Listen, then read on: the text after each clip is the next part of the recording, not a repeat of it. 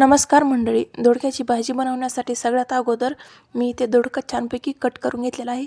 त्यानंतर एका कढईमध्ये तेल घालून त्याच्यामध्ये जिरे राई घालायचं आहे। त्यानंतर मी इथे एक वाटण बनवून घेतलेलं होतं ते याच्यामध्ये ॲड केलेलं आहे। तर त्या वाटणामध्ये मी सुकं खोबरं, लसूण, कोथिंबीर घातलेलं आहे। त्यानंतर याच्यामध्ये एक टोमॅटो घालून ते छान मिक्स करून परतून घ्यायचं आहे। त्यानंतर याच्यामध्ये कांदा लसूण मसाला, गरम मसाला आणि लाल मिरची पावडर घालून घ्यायची आहे। तेही छानपैकी आपल्याला परतून घ्यायचं आहे। त्यानंतर त्याच्यामध्ये अगदी थोडंसं पाणी घालून आपल्याला मसाला छानपैकी शिजवून घ्यायचा आहे। त्यानंतर जो आपण दोडका कट करून ठेवलेला होता ते देखील याच्यामध्ये आपल्याला ॲड करून घ्यायचा आहे। त्यानंतर थोडंसं पाणी घालून चवीनुसार मीठ घालून हे आपल्याला छानपैकी असं शिजवून घ्यायचं आहे। कमी गॅसवर 10 ते 15 मिनिटं ही भाजी आपल्याला शिजवून घ्यायची आहे। त्यानंतर आपली छानशी भाजी अशी तयार होते।